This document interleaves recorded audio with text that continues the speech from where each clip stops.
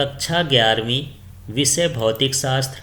अभी हम 3 अंकों के प्रश्नों को देखे हैं। इसमें भी हमको 3 अंक के प्रश्न ही हैं। इसमें जो इम्पॉर्टेंट है पूरे पाठों से हैं। ये दूसरा भाग है। कुछ आधे चैप्टर का उस वाले भाग में, आधे चैप्टर का इस वाले भाग में, दोनों भाग को देखिए तो आपके पूरे प्रश्न तैयार हो जाएंगे 3 अंक वाले। तो चलिए इसमें देखते हैं। पहला प्रश्न है धारा रेखी तथा विक्षुब्ध प्रवाह में अंतर लिखिए। तो चलिए धारा रेखी और विक्षुब्ध प्रवाह में अंतर देखते हैं। यदि किसी बिंदु से गुजरने वाले तरल के प्रत्येक कण के प्रवाह का वेग समान हो तो इसे धारा रेखी प्रवाह कहते हैं।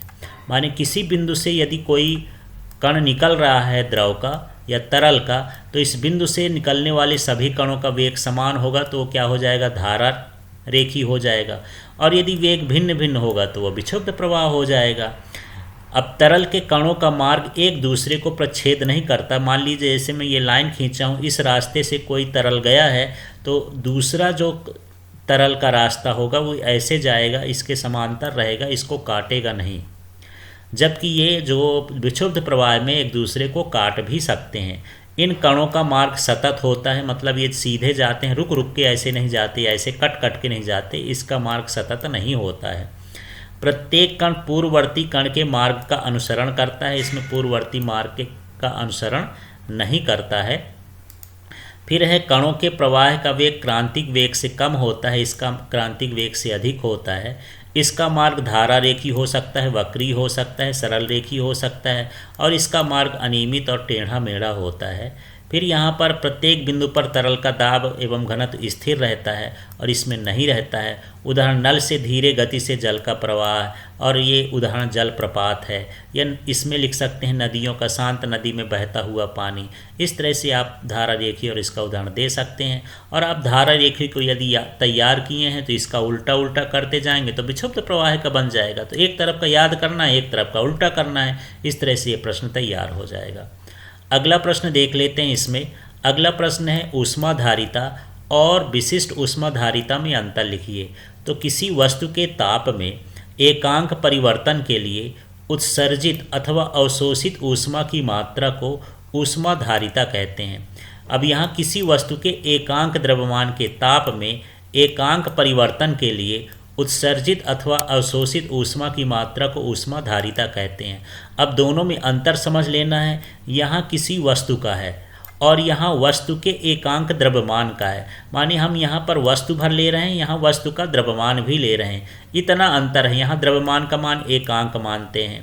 फिर यहाँ इसका जो सूत्र होता है यस बराबर delta Q upon delta T होता है ऊष्माधारिता का, और विशिष्ट ऊष्माधारिता का सी बराबर delta Q M delta T होता है। इसका मात्रक जूल प्रति केल्विन इसी से निकालेंगे। इसका जूल होता है, इसका केल्विन होता है। और इसमें से देखिए डेल्टा क्यू का जूल हो गया, एम का किलोग्राम हो गया, और ये ताप का के हो गया। तो इस तरह से जूल प्रति किलोग्राम के हो जाएगा। इसका जो बीमी सूत्र है mL2T-2K-1 हो गया, और इसमें L2T-2K-1 हो गया। यह वस्तु के द्रव्यमान पर निर्भर करता है। अब देखिए सूत्र में द्रव्यमान तो नहीं आया, लेकिन बीमी सूत्र में द्रव्यमान है, m है, इसलिए द्रव्यमान पर निर्भर करता है। इसके बीमी सूत्र में m का मान नहीं आया, माने यह द्रव्यमान पर निर्भर नहीं करता है।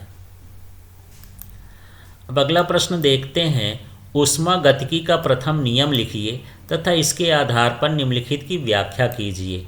तो यहाँ पर समतापी प्रक्रम बताना है, रुद्धोष्म प्रक्रम बताना है, चक्री प्रक्रम बताना है। तो चलिए ऊष्मागतिकी का प्रथम नियम समझते हैं कि निकाय को दी गई ऊष्मा का कुछ भाग उसके आंतरिक ऊर्जा में वृद्धि करने में तथा शेष भाग उसके द्वारा किए गए कार्य के रूप में व्यय होता है। तो यह ऊर्जा संरक्षण के नियम पर आधारित होता है, या उसे ऊर्जा संरक्षण का नियम भी कहते हैं। तो देख लीजिए डेल्टा क्यू का मतलब हो गया निकाय को दी गई ऊष्मा। तो जब हम उसको ऊष्मा देते हैं तो उसके आंतरिक ऊर्जा में वृद्धि होती है, डेल्टा यू हो गया। और जो भी ऊष्मा बचती है उसके बाद वो किस में बदल जाती है, कार्य में बदल जाती है। तो यही तो है, किसी निकाय को दी गई ऊष्मा उसके आंतरिक ऊर्जा में वृद्धि करता है तथा उसके किए गए कार्य के योगफल के बराबर होते हैं, प्रथम नियम कहलाता है। अब हम सारे प्रक्रमों की इसकी व्याख्या करते हैं। तो सबसे पहले यहाँ कौन सा प्रक्रम आ गया, समतापी प्रक्रम।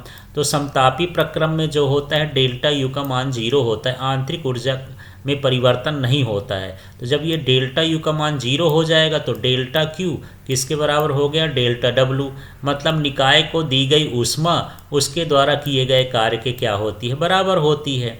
फिर इसके बाद रुद्धोष् प्रक्रम, तो रुद्धोष् प्रक्रम वह प्रक्रम होता है जिसमें ऊष्मा का परिवर्तन नहीं होता। माने डेल्टा क्यू का मान कितना हो गया, 0, तो यहाँ डेल्टा क्यू का मान 0 हो जाएगा, तो ये डेल्टा डब्लू को इधर ले जाएंगे तो माइनस डेल्टा डब्लू बराबर डेल्टा यू हो जाएगा, या किसी को भी इधर उधर ले जा सकते हैं। तो यहाँ पर माइनस लग गया, इसलिए यहाँ निकाय पर किया गया कार्य उसकी आंतरिक ऊर्जा में वृद्धि के क्या होता है, बराबर होता है। फिर आया चक्रीय प्रक्रम, तो चक्रीय प्रक्रम में फिर डेल्टा यू का मान 0 हो जाता है, तो यहाँ डेल्टा यू का मान 0 होगा तो डेल्टा क्यू बराबर कितना हो गया, डेल्टा डब्लू। ये इस तरह से है, तो निकाय का दी गई ऊष्मा उसके द्वारा किए गए कार्य के बराबर होती। इस तरह से ये तीनों प्रक्रम में व्याख्या है प्रथम नियम के अनुसार। अब चलिए अगला प्रश्न थोड़ा ध्यान से समझते हैं, इस प्रश्न में क्या है। तो प्रश्न है यहाँ, समतापी प्रसार में गैस द्वारा किए गए कार्य का व्यंजक स्थापित करिए। तो ये तो हेडिंग हो गई, समतापी प्रक्रम में गैस के प्रसार में किया गया कार्य।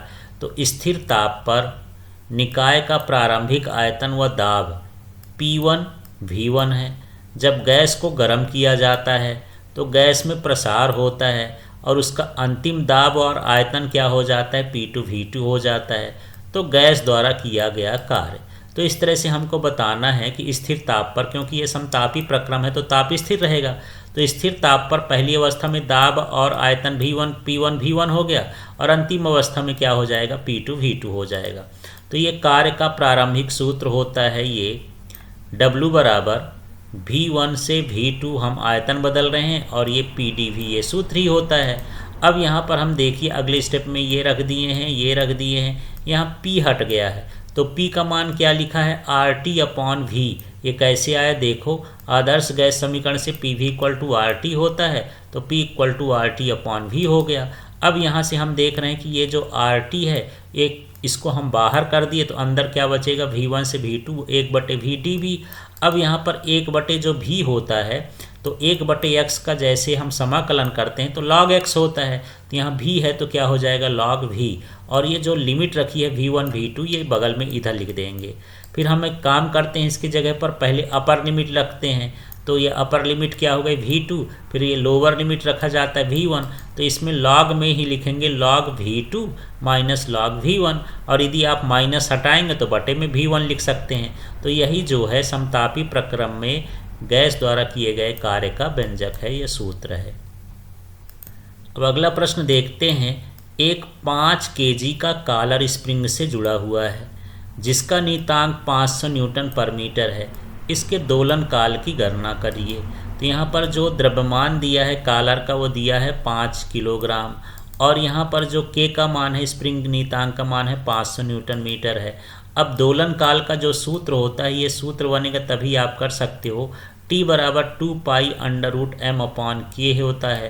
तो यहाँ पर देख लीजिए, यहाँ पर 2 लिख दिया, पाई का मान 3.14, m का मान कितना दिया है 5, और K का मान दिया है 500। अब यहाँ ये 5 और 5 कटेगा तो यहाँ बचेगा 100, और 100 का वर्गमूल कितना हो जाता है 10, तो ये 2 × 3.14, तो ये लिखा 10 हो गया। अब इसमें गुणा करेंगे तो 628 6.28 आएगा, फिर 10 का भाग करेंगे तो 0.628 सेकेंड इसका आवर्तकाल हो जाएगा।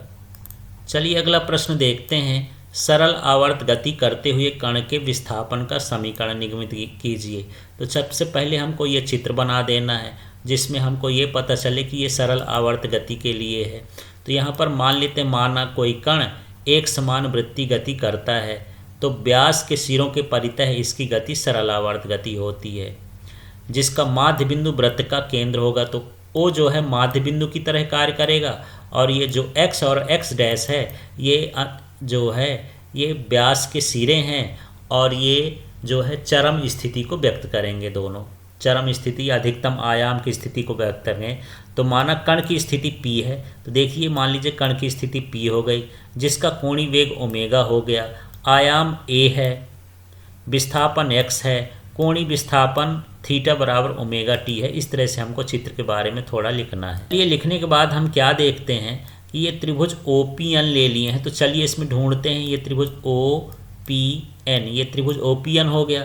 इसमें हमको कॉस थीटा निकालना है, तो कॉस थीटा साइन थीटा दोनों में से कोई एक निकाल सकते हैं। दोनों समीकरण हैं NCERT में कॉस थीटा वाला है, इसलिए यहाँ पर कॉस थीटा का कर दिए हैं। तो कॉस थीटा बराबर होता है आधार बटे कर्ण।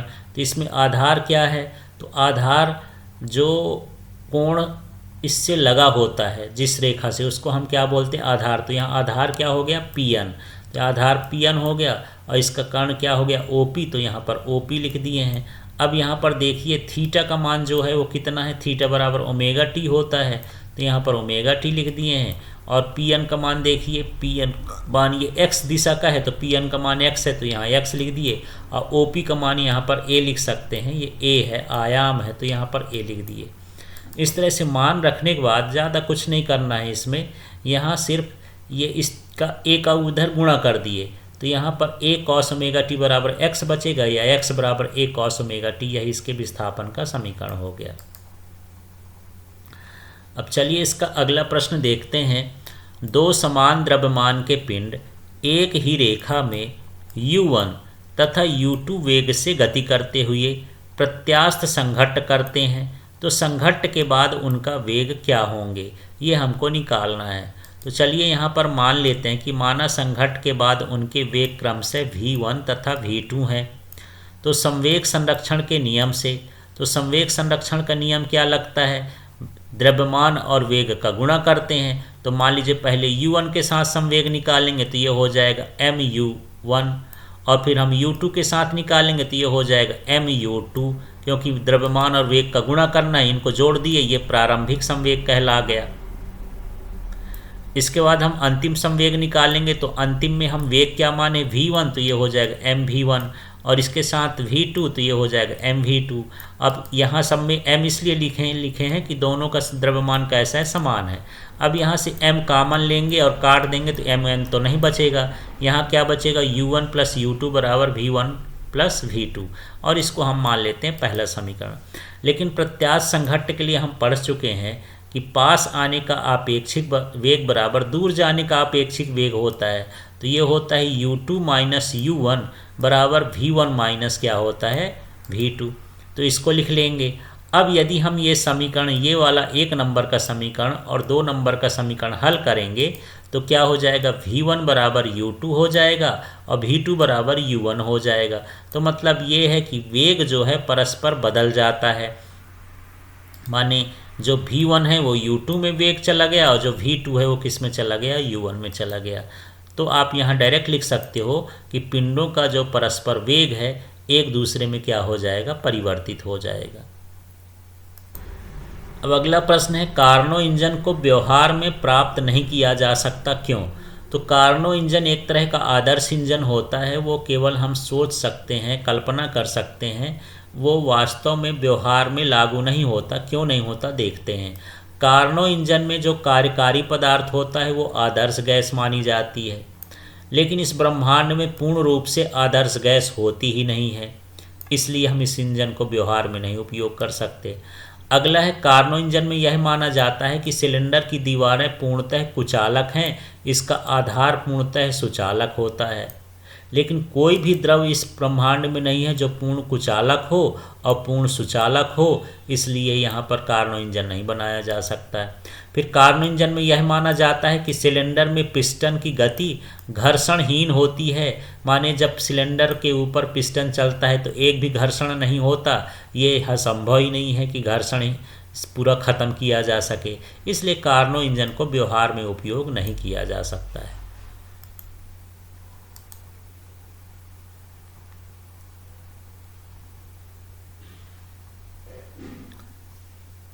अब यहाँ पर अगला ही देख लेते हैं। अगला क्वेश्चन है, गैसों के अणुगति सिद्धांत के मुख्य अभिगृहीतों को लिखिए। तो चलिए इसमें देखते हैं। प्रत्येक गैस छोटे छोटे कणों से मिलकर बनी होती है, जिन्हें क्या कहते हैं, अणु कहते हैं। किसी गैस के अणु दृढ़ होते हैं, पूर्णतः प्रत्यास्थ होते हैं, गोलाकार होते हैं, सभी एक प्रकार से या एक समान होते हैं। फिर क्या है, अणुओं का आकार अंतरा अणुक अंतराल की तुलना में नगण्य होता है। ये अणु सभी संभव वेग से और सभी संभव दिशाओं में अनियमित गति करते हैं। गैस के प्रति एकांक आयतन में अणुओं की संख्या स्थिर होती है। दो अणुओं की टक्कर पूर्णतः प्रत्यास्थ होती है। टक्कर के समय उनके मध्य आकर्षण या प्रतिकर्षण बल नहीं लगता है। दो अणुओं की टक्कर क्या होती है? क्षणिक होती है। फिर है, दो क्रमिक टक्करों के बीच अणु एक समान वेग से सरल रेखा में गति करते हैं। दो क्रमिक टक्करों के बीच किसी अणु द्वारा तय की गई दूरी को मुक्त पथ कहते हैं और सभी अणुओं के मुक्त पथ के औसत को माध्य मुक्त पथ कहते हैं। तो इस तरह से यहाँ पर कुछ हैं, इसमें 5-6 आप जो है विपरीत लिख सकते हैं प्रश्न के अनुसार, जैसा जिस नंबर के हिसाब से आएगा उस तरह से आपको लिखना है। चलिए अगला प्रश्न देखते हैं। प्रगामी तरंगों की विशेषताएं लिखिए। तो इन तरंगों के संचरण में माध्यम के कण अपनी माध्य स्थिति के दोनों ओर सरल आवर्त गति में दोलन करते हैं या कंपन करते हैं। ये तरंगें माध्यम में निश्चित वेग से आगे बढ़ती हैं। इन तरंगों द्वारा ऊर्जा का संचरण या ऊर्जा का स्थानांतरण होता है। यदि तरंगों के किसी क्षण माध्यम में किसी बिंदु पर शीर्ष या संपीड़न बनता है, या तो शीर्ष बन जाता है या संपीड़न बन जाता है, इसको सुरंग भी बोलते हैं शीर्ष को। इन तरंगों में किसी भी क्षण माध्यम के सभी कण एक साथ अपनी साम्य स्थिति में नहीं होते हैं। इन तरंगों में किसी भी क्षण माध्यम के विभिन्न कणों की कला कैसी होती है? भिन्न भिन्न होती है। चलिए अगला क्वेश्चन देखते हैं। अप्रगामी तरंगें विशेषताएं लिखिए। तरंगों की विशेषताएं। तो ये तरंगें माध्यम में आगे नहीं बढ़ती। इन तरंगों में ऊर्जा का स्थानांतरण नहीं होता। इनकी उत्पत्ति के लिए बद्ध माध्यम का होना आवश्यक होता है। इन तरंगों के माध्यम में कुछ बिंदु सदैव विराम अवस्था होते हैं। इनमें विस्थापन शून्य होता है। इन्हें निस्पंद कहते हैं। किन्हीं दो क्रमागत निस्पंदों के बीच बिंदु का विस्थापन अन्य बिंदुओं की अपेक्षा अधिकतम होता है। इन्हें प्रस्पंद कहते हैं। दो क्रमागत निस्पंदों अथवा दो क्रमागत प्रस्पंदों के बीच की दूरी λ/2 होती है। एक निस्पंद और उसके निकटवर्ती प्रस्पंद के बीच की दूरी λ/4 होती है। दो क्रमागत निस्पंदों के बीच के सभी कण समान कला में कंपन करते हैं। इस तरह कुछ इसकी अब अगला प्रश्न है, प्रगामी तथा अप्रगामी तरंगों में अंतर लिखिए। यदि आप अंतर याद कर लेंगे तो अंतर भी याद आ जाएगा, तो इसमें इसकी विशेषता भी लिख सकते हैं, इसकी विशेषता भी लिख सकते हैं। तो चलिए देखते हैं। ये तरंगें माध्यम में एक निश्चित वेग से आगे बढ़ती हैं। ये तरंगें माध्यम में दो सीमाओं के बीच ही क्या होती हैं? सीमित रहती हैं, आगे नहीं बढ़ती हैं। इनके द्वारा माध्यम में ऊर्जा का संचरण होता है, इसमें ऊर्जा का संचरण नहीं होता है। इन तरंगों में माध्यम के समीकरण किसी भी क्षण एक साथ अपनी साम्य स्थिति से नहीं गुजरते हैं। इन तरंगों में एक आवर्तकाल में 2 बार माध्यम के सभी कण अपनी साम्य स्थिति से गुजरते हैं। तो इस तरह से यहाँ पर ये लाइन आपको फिर से ध्यान देना है। इन तरंगों में माध्यम के सभी कण किसी भी क्षण एक साथ साम्य स्थितियों से नहीं गुजरते हैं और इन तरंगों में एक आवर्तकाल में 2 बार माध्यम के सभी कण अपनी साम्य स्थिति से गुजरते हैं। फिर इसमें आगे और देख लेते हैं। ये तरंगें किसी ध्वनि उत्पादक स्रोत द्वारा उत्पन्न होती हैं, जो प्रगामी तरंगें होती हैं। जो अप्रगामी तरंगें होती हैं, ये तरंगें विपरीत दिशा में संचरित समान आयाम एवं समान आवृत्ति की प्रगामी तरंगों के अध्यारोपण से उत्पन्न होती हैं। अनुदैर्ध्य प्रगामी तरंगों के माध्यम में उत्पन्न होने पर स्थान पर दाब और घनत्व में परिवर्तन समान होता है और इसमें क्या होता है, इसमें निस्पंदों पर दाब और घनत्व में परिवर्तन सबसे अधिक होता है और प्रस्पंदों पर क्या हो जाता है? शून्य हो जाता है। तो इस तरह से ये वाला प्रश्न है। चलिए अब अगला प्रश्न देख लेते हैं। तो प्रश्न है, कोई चमगादड़ वायु में 1000 किलोहर्ट्ज आवृत्ति की परश्रव्य ध्वनि उत्सर्जित करता है। यदि ध्वनि जल के पृष्ठ से टकराती है तो परावर्तित ध्वनि, पारगामित ध्वनि और वायु एवं जल की ध्वनि की चाल क्रम से इतनी है, तो हमको इनका मान ज्ञात करना है। तो क्वेश्चन आपको समझ में आया होगा। मान लीजिए जल की सतह है, ये ध्वनि यहाँ इसमें टकराती है तो कुछ किरण इससे टकरा करके वापस चली जाती होगी, कुछ इसके अंदर चली जाती है। तो यहाँ पर हमको ये पता करना है कि इसमें तरंग दैर्ध्य कितनी है जब ये परावर्तित होती है और जब ये अंदर चली जाती है, माध्यम में पारगमित होती है, तब तरंग दैर्घ्य कितनी होती है। तो जो हमको ज्ञात है उसको पहले देख लेते हैं। तो ये हमको दिया 1000 किलो हर्ट्ज, तो ये में लिखा 1000 किलो हर्ट्ज। तो यहाँ पर 1000 का मतलब 10 की घात 3 होता है, और यहाँ पर किलो का मतलब भी 10 की घात 3 होता है। तो यहाँ पर 2 बार 10 की घात 3 है, तो ये 10 की घात 6 हर्ट्ज इस तरह से लिख दिए, यहाँ किलो हटा दिए हैं। फिर ये जो इसमें V1 का मान दिया है, मतलब इसका वायु में जो मान दिया है वो कितना दिया है, 340 मीटर प्रति सेकंड, और जो जल में इसका चाल दिया है वो 1486 मीटर प्रति सेकंड है। अब हमको निकालना है परावर्तित ध्वनि। तो परावर्तित ध्वनि क्या होती है, ये वायु से आई और सतह से टकरा करके वायु में ही चली गई। तो इसके लिए जो तरंग दैर्घ्य का सूत्र होता है ये होता है लैम्डा बराबर वेग बटे आवृत्ति। तो यहाँ लैम्डा 1 बराबर हो जाएगा V1 अपॉन न्यू, न्यू माने आवृत्ति है यहाँ। तो V1 का मान कितना हो जाएगा, 340 वायु का ही लेंगे, और ये न्यू का मान कितना है, ये आया है 206, ये 10 की घात 6, तो 10 की घात 6 लिख दिए हैं। अब यदि यहाँ पर हम इसको भाग करेंगे तो ये 0.34 गुणे 10 की घात -3 आएगा, तो उस -3 को मिलीमीटर में लिख देंगे। इसी तरह से हमको पारगामी ध्वनि निकालना है, तो लैम्डा 2 बराबर हो जाएगा V2 अपॉन न्यू। तो यहाँ पर V2 क्या है, पारगमित माने जल के अंदर चली गई, जल के अंदर की चाल 1486 है, तो 1486 लिखे, न्यू का मान 10 की घात 6, तो 10 की घात 6 लिख दिए। अब यदि हम इसको हल कर देंगे तो 1.486 गुणे 10 की घात -3 आ जाएगा। उस -3 को हम किस में लिख देंगे, मिलीमीटर में लिख देंगे। चलिए अगला प्रश्न है, एक तनी हुई डोरी में अनुप्रस्थ तरंग की चाल का व्यंजक ज्ञात कीजिए। तो मान लीजिए ये डोरी सीधी थी, यदि हम इसको खींच दिए तो इस तरह से हो गई। तो इसी का थोड़ा सा ये जूम वाला चित्र है, बड़ा वाला चित्र है। तो ये जो मुड़ाई है उसको हम किससे रखें, डेल्टा एल से, और जो खिंचाव है उसको हम टी लिखते हैं। ये इसका टेंशन हो गया, तनाव हो गया, ये दोनों सिरों में खींचेगी तो ये इसका टेंशन दोनों सिर में हो गया। अब इस टेंशन के 2 टुकड़े हमको 2 घटक कर देना, एक इधर जाएगा तो ये टी साइन थीटा बन गया, और एक ये इधर चला जाएगा तो टी कॉस थीटा। इसी तरह से यहाँ जो नीचे आया टी साइन थीटा, ये हो गया 2 कॉस थीटा। ये थोड़ा उठाएंगे तो गोलाई हो गई, तो उस गोलाई की त्रिज्या क्या हो गई, आर हो गई, और इनके बीच में जो दोनों सिरों के बीच में कोण बनता है वो क्या हो गया, थीटा हो गया। इस तरह से हमको यहाँ पर लिखना है।